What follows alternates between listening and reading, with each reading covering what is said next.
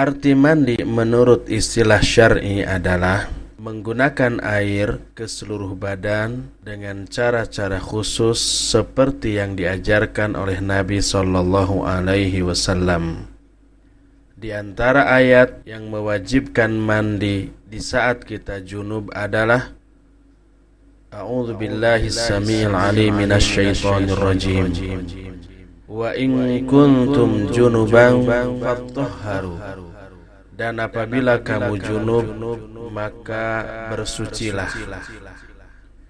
Dalam sebuah hadis yang diterima dari Abu Hurairah radhiyallahu an, Nabi sallallahu alaihi wa alihi wasallam bersabda, "Idza jalasa baina su'abihal arba' thumma jahadaha faqad wajabal ghusl."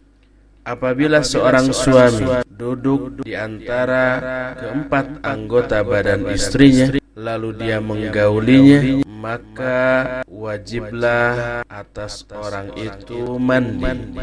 Jadi bila seseorang meratakan air ke seluruh tubuhnya, dimulai dari ujung rambut sampai ujung kaki, tanpa ada satu bagian tubuh pun yang terlewat, maka orang itu sudah dianggap mandi dan dianggap suci dari junubnya, bagaimanapun cara dia meratakan air ke seluruh tubuhnya tersebut. Namun apabila kita ingin mandi sesuai dengan sunnah Rasul sallallahu alaihi wasallam, maka beliau telah mencontohkan tata cara mandi sebagai berikut. Pertama, tetapkan niat dalam hati bahwa dirinya mau mandi tanpa harus diucapkan dengan lisan. Setelah itu cucilah kedua tangan sampai 2 pergelangan.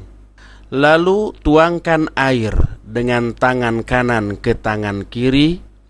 Lalu cucilah faraj dengan tangan kiri sampai bersih. Setelah itu berwuduklah. Dimulai dari berkumur-kumur, istinsyak dan istinthar 3 kali. Lalu mencuci wajah 3 kali,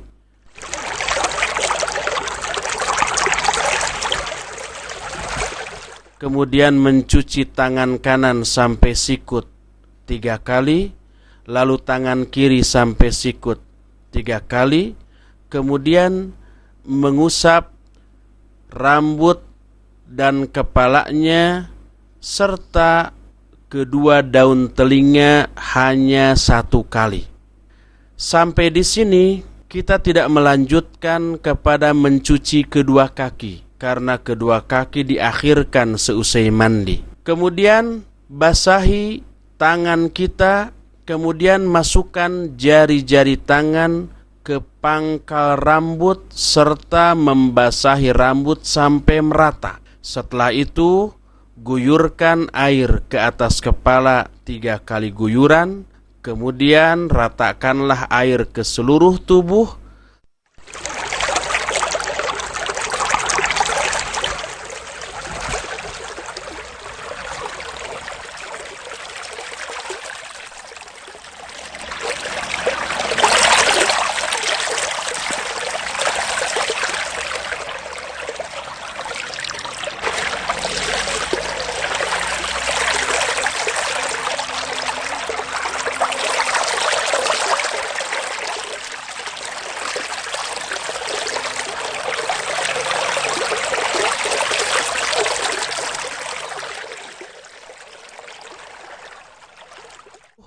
Setelah rata, barulah mencuci kedua kaki 3 kali.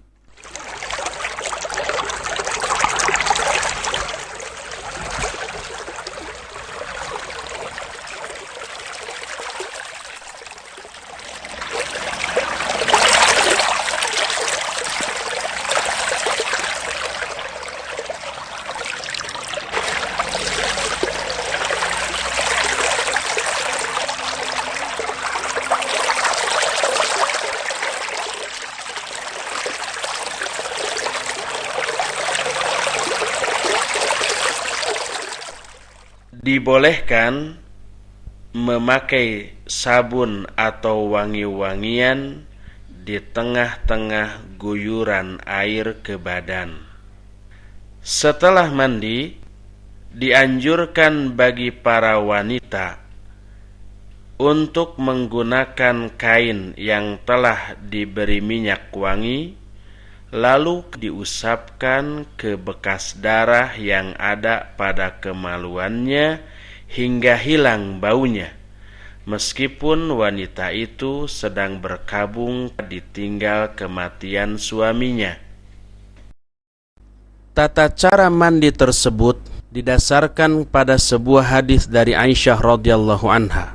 Kata Aisyah, kana Rasulullah sallallahu alaihi wa alihi wasallam idza ightasala minal janabati yabda'u fayaghsilu yadayhi thumma yufrighu biyaminihi ala shimalihi fayaghsilu farjahu thumma yatawaddau thumma ya'khudhul ma'a fayudkhilu asabi'ahu fi usulis sya'r thumma hafana ala ra'sihi thalatha hafanat thumma afadha ala sa'iri jasadih thumma ghasala rijlaihi. Muttafaqun alaih. Kata Aisyah, adalah Rasul sallallahu alaihi wasallam apabila beliau mandi dari janabat, beliau memulai dengan mencuci kedua tangannya. Kemudian beliau menuangkan air dengan tangan kanan ke arah tangan kiri dan mencuci farajnya dengan tangan kirinya. Kemudian beliau berwudu. Kemudian beliau mengambil air lalu memasukkan jari-jari tangan ke pangkal rambut. Kemudian beliau mengguyurkan air ke atas kepalanya 3 kali guyuran. Kemudian beliau meratakan air ke seluruh jasadnya. Setelah itu beliau mencuci kedua kakinya. Adapun hal-hal yang menyebabkan diwajibkannya mandi adalah: pertama, keluarnya air mani dengan syahwat, baik karena jima, mimpi basah, onani, ataupun masturbasi. Kedua, bertemunya dua kemaluan antara pria dan wanita sekalipun tidak menyebabkan keluarnya air mani. Ketiga, habisnya masa haid ataupun nifas bagi para wanita yang mengalaminya. Dibolehkan memakai sabun atau wangi-wangian di tengah-tengah guyuran air ke badan. Setelah mandi, dianjurkan bagi para wanita untuk menggunakan kain yang telah diberi minyak wangi, lalu diusapkan ke bekas darah yang ada pada kemaluannya hingga hilang baunya, meskipun wanita itu sedang berkabung ditinggal kematian suaminya. Disunnahkan mandi pada waktu-waktu berikut ini. Pertama, ketika kita akan melakukan sholat Idul Fitri ataupun Idul Adha. Kedua, pada hari Arafah.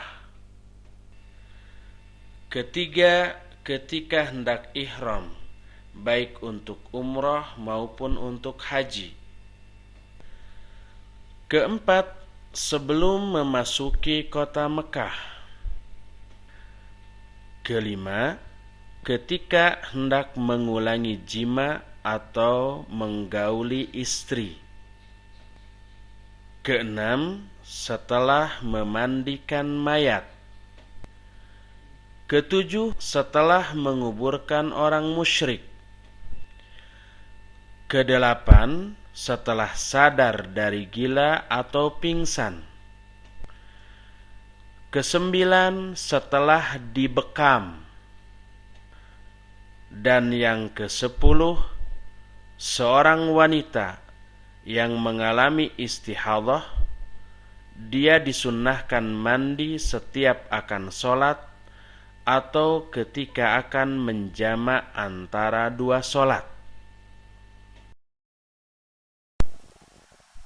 Ke-11, mandi untuk sholat Jumat, kecuali bagi orang yang badannya bau dan berkeringat sehingga mengganggu orang-orang yang sholat di sekitarnya, juga para malaikat.